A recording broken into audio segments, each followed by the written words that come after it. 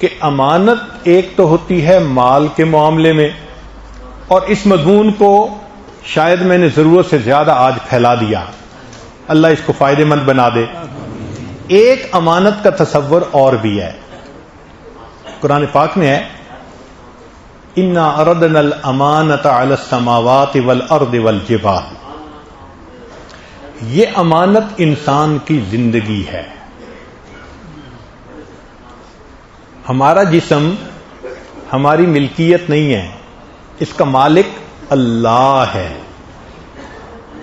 اب اللہ نے ہمیں زندگی دی، اللہ اس کا مالک ہے، تو فرمایا کہ اب امانت کو اس کے اہل کے سپرد کرو۔ تو جب اللہ نے یہ امانت دی تو اس امانت کو اس کے مطابق استعمال کرنا ہمارے اوپر لازم ہے۔ آسماں بار امانت نہ توانست کشید، قرائے فال بنا میں من دیوان زنت۔ چنانچہ سنیے کہ اگر کوئی بندہ خودکشی کرے تو وہ اللہ کی نظر میں گنہگار ہوتا ہے۔ کیوں؟ کہ جسم اپنی ملکیت نہیں ہے، یہ اللہ کی ملک ہے۔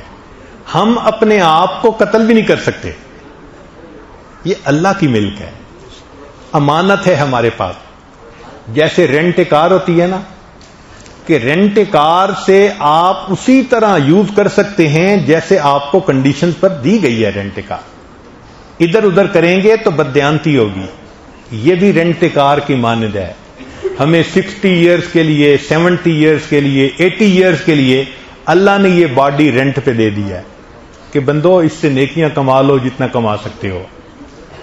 اب اس باڈی کو اللہ کے حکم کے مطابق استعمال کرنا یہ امانت ہے، اور اللہ کے حکم کے خلاف استعمال کرنا یہ خیانت ہے۔ اس کی دلیلیں سن لیجئے۔ قال عبداللہ ابن عمر، عبداللہ ابن عمر روایت کرتے ہیں کہ نبی علیہ السلام نے فرمایا اول ما خلق اللہ عز وجل من الانسان فرجہ ثم قال ھذہ امانتی۔ اللہ نے انسان کو جب پیدا کیا تو فرمایا کہ تمہاری شرمگاہ میری امانت ہے، لہذا جو شرمگاہ کو غلط استعمال کرے گا وہ امانت میں خیانت کرنے والا ہوگا۔ تو زنا کرنے والا وہ خائن بندہ ہوتا ہے، وہ اللہ کی امانت میں خیانت کرتا ہے۔ آنکھ امانت ہے، اس لیے فرمایا یعلم خائنۃ الاعین وما تخفی الصدور، وہ جانتا ہے آنکھ کی خیانت کو۔ تو خیانت کا لفظ کیوں استعمال کیا؟ اللہ کی امانت ہے۔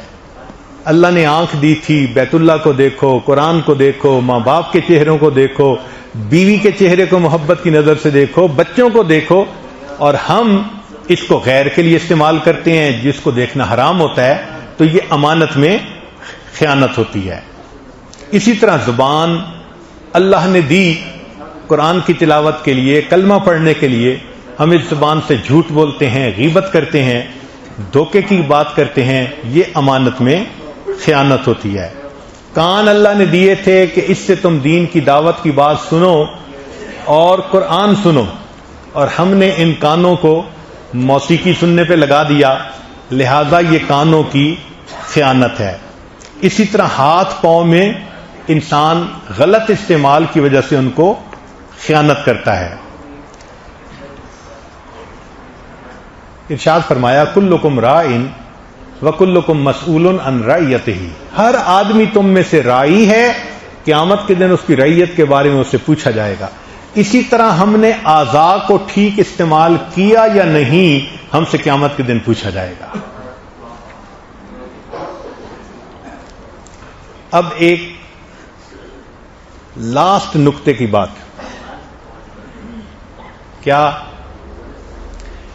ایک باپ اپنے بیٹے کو کہتا ہے کہ تم پڑھ کے آئے ہو ڈگری کر کے، میں تمہیں 5 لاکھ لگا کر ایک کاروبار کر کے دیتا ہوں، تم انڈیپینڈنٹ اس کو چلاؤ، اگر تم نے اس کو سکسیسفل چلا لیا تو میرا یہ جو ملینز کا کام ہے نا، میں سب تمہارے حوالے کر دوں گا، اور اگر تم 5 لاکھ کے کام کو بھی نہ سنبھال سکے تو تم اس قابل ہی نہیں کہ میں سارے کاروبار تمہارے حوالے کروں۔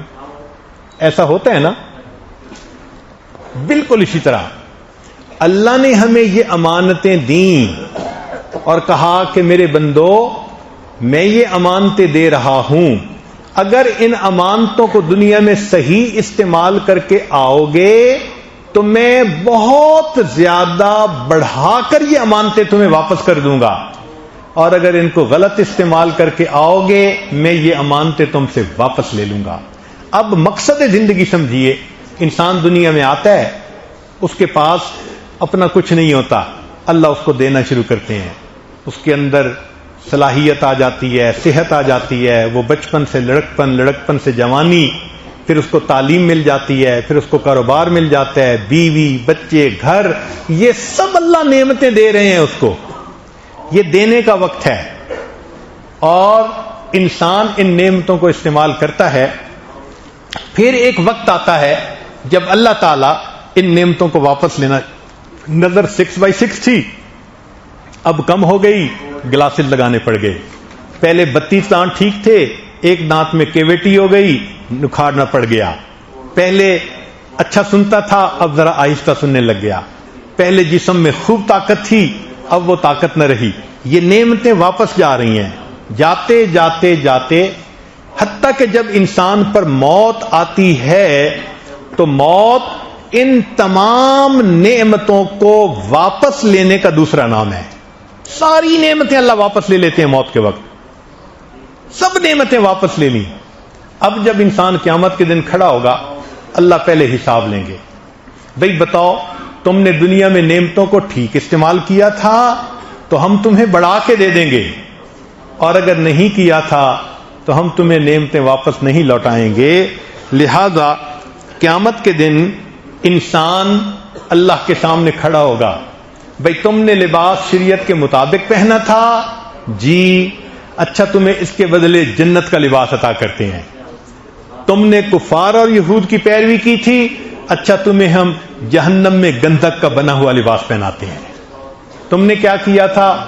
اے اللہ میں نے دنیا کے اندر شریعت کے مطابق حلال کھانا کھایا تھا، اچھا اب ہم تمہیں اس کے بدلے جنت کے بہترین کھانے عطا کرتے ہیں۔ تم کھانے پینے میں حرام حلال کا خیال نہیں رکھتے تھے، چلو ہم تمہیں اب زقوم کا کھانا کھلاتے ہیں جہنم کے اندر۔ ہر چیز کا حساب ہوتا جائے گا۔ جس نے شریعت کے مطابق زندگی گزاری، مکان بنایا، اس کو نماز، روزے، تلاوت کے ساتھ آباد کیا، اللہ اس کو ایک ہیرے سے، ڈائمنڈ سے بنا ہوا جنت کا گھر عطا فرما دیں گے۔ اور اگر اس گھر کو فلمیں، گانے، ڈرامے اس کے ساتھ آباد کیا تو اللہ اس کو جہنم کے اندر ایک چھوٹا سا خانہ ہوگا، کمرہ ہوگا، اس میں رکھیں گے، نہ لیٹ سکے گا، نہ بیٹھ سکے گا، نہ کھڑا ہو سکے گا۔ مکانن ضیقن قرآن میں ہے، اتنا چھوٹا سا گھر ہوگا، جب فرشتے اس میں دھکیلیں گے تو دعوہ ہنالک ثبورا، کہے گا اللہ موت ہی آ جاتی۔ اللہ فرماتے ہیں لا تدعوا اليوم ثبورا واحدا وادعوا ثبورا کثیرا، ایک موت نہ مانگو، جتنی موتیں مانگو گے آج تمہیں موت بھی نہیں آئے گی۔ تو قیامت کے دن حساب ہوگا، نعمتوں کو جس نے ٹھیک استعمال کیا اللہ نعمتیں بڑھا کر دے دیں گے، جس نے غلط استعمال کیا اللہ نعمتوں سے محروم کر دیں گے۔ چنانچہ سنیے، جہنم کے اندر نہ انسان دیکھ سکے گا، نہ انسان بول سکے گا، نہ انسان سن سکے گا۔ قرآن پاک میں ہے امیم و سمم و بکما، اللہ فرماتے ہیں کہ ہم بندے کو کھڑا کریں گے، اندھا ہوگا، بہرا ہوگا، گنگا ہوگا، یہ صلاحیتیں واپس نہیں لوٹائی جائیں گی۔ کیوں؟ تم آنکھ، کان، زبان ان کو غلط استعمال کرتے تھے، تم اس قابل ہی نہیں کہ تمہیں یہ نعمتیں دیں، اور اگر آنکھ کا صحیح استعمال کیا تو اللہ فرمائیں گے اچھا تم دنیا میں صحیح استعمال کر کے آئے، تمہیں وہ آنکھیں دوں گا جو پروردگار کا جنت میں دیدار کریں گی۔ تو یہ زندگی، یہ اعضاء امانت ہیں، اللہ کے مطابق اس کو استعمال کر لیجئے۔ قیامت کے دن حساب میں جب پتہ چل گیا کہ مطابق کرتا تھا، اللہ بڑھا کے جنت کی نعمتیں دے دیں گے، اور اگر ہم نے من مرضی کی تو قیامت کے دن ڈپرائیو کر دیں گے، جہنم میں پھینک دیں گے۔ اس زندگی کی خیانت کے مرتکب ہم میں سے بہت سارے لوگ ہیں، یہ صرف مال کا مسئلہ نہیں ہے، یہ زندگی کا مسئلہ ہے. ہم اس خیانت کے مرتکب ہوتے ہیں. اللہ تعالیٰ آج کی اس بابرکت رات میں اس خیانت والے گناہ کو معاف فرما دے اور آئندہ ہمیں نیکوکاری پرہیزگاری کی زندگی عطا فرمائے. مشائخ نے لکھا ہے، بات سادہ سی ہے لیکن بہت عجیب ہے. بات سادہ سی ہے لیکن بہت عجیب ہے کہ کتے کے اندر 10 صفتیں ایسی ہیں، کتے کے اندر 10 صفتیں ایسی ہیں، ایک صفت بھی انسان میں آ جائے تو وہ اللہ کا ولی بن جائے. کتے کے اندر 10 صفات ہیں، ان صفات میں سے ایک صفت بھی انسان میں آ جائے تو انسان اللہ کا ولی بن جائے. سنیے گا. سب سے پہلے جو ملتا ہے اسی پہ گزارا کر لیتا ہے، قناعت کی صفت ہے، قانعین کی علامت ہے. پہلی بات، اکثر بھوکا رہتا ہے، صالحین کی علامت ہے. دنیا میں اگر کوئی کتا آئے اور لڑے یہ اپنی جگہ چھوڑ کے چلا جاتا ہے، راضیین کی علامت ہے. مالک اس کو جوتے مارے ڈنڈا مارے گھر چھوڑ کے نہیں جاتا، صادقین کی علامت ہے. مالک کھا رہا ہوتا ہے، یہ بھوکا بیٹھ کر دیکھتا ہے، حملہ کر کے چھینتا نہیں، مساکین کی علامت ہے. مالک کے پاس آ کے نہیں بیٹھتا، دور جوتوں میں بیٹھتا ہے، متواضعین کی علامت ہے. اگر مالک مارنے کے بعد دوبارہ بلائے تو ناراض نہیں ہوتا، واپس آ جاتا ہے، یہ خاشعین کی علامت ہے. اگر دنیا میں رہتا ہے تو اس کا گھر کوئی نہیں ہوتا، کتا گھر بنا کے نہیں رہتا، کبھی اس درخت کے نیچے، کبھی دیوار کا سایہ، کبھی کونے پر، تو دنیا میں گھر ہی نہیں ہوتا، متوکلین کی علامت ہے.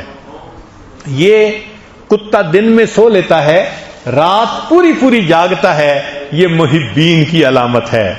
اور جب یہ مرتا ہے تو اس کی میراث نہیں ہوتی، یہ زاہدین کی علامت ہے. تو 10 علامتیں ہیں جو کتے میں پائی جاتی ہیں، ایک بھی انسان کے اندر ہوتی تو انسان ولی بن جاتا.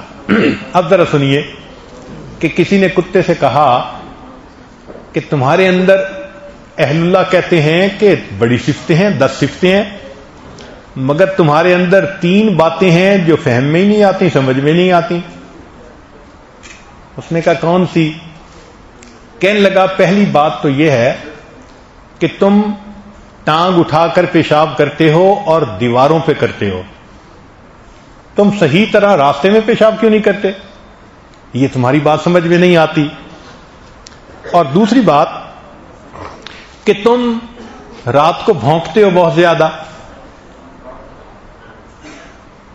اس کی بات سمجھ میں نہیں آتی. اور تیسری بات، کہیں کسی فقیر کو دیکھ لو تو فوراً بھونکنا شروع کر دیتے ہو، یہ بھی بات سمجھ نہیں آتی. تو کتے نے عجیب جواب دیا تھا.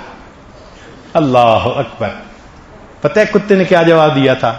اس نے کہا تھا کہ میں دیواروں پہ پیشاب اس لیے کرتا ہوں کہ میں ڈرتا ہوں میں ایسی جگہ پر پیشاب نہ کر دوں جہاں اللہ کے کسی نیک بندے نے سجدہ کیا. میں اس لیے راستوں پہ زمین پہ پیشاب نہیں کرتا، مجھے ڈر ہوتا ہے کہ کہیں کبھی کسی بندے نے یہاں پر سجدہ نہ کیا ہو، میں اس لیے نہیں کرتا. اس نے کہا اچھا تم رات کو کیوں بھونکتے ہو؟ کہنے لگا کہ رات کو اللہ تعالیٰ کی طرف سے اعلان ہوتا ہے حل من سائل فاعطی لا، یہ لوگ سوئے پڑے ہوتے ہیں، میں بھونک بھونک کے ان کو جگاتا ہوں. لوگوں، دینے والے نے دروازہ کھول دیا اور لینے والے اپنے گھروں میں سوئے ہوئے ہیں، اٹھو اپنے رب سے مانگ لو. اس نے کہا کہ اچھا فقیر کو دیکھ کے کیوں بھونکتے ہو؟ اس نے کہا ہر بندے کو دیکھ کے نہیں بھونکتا، فقیر کو دیکھ کے بھونکتا ہوں، اس لیے کہ وہ غیر اللہ کے دروازے سے مانگ رہا ہوتا ہے. میں کہتا ہوں غیر سے مانگنے والے، کاش تو اپنے پروردگار سے مانگ لیتا.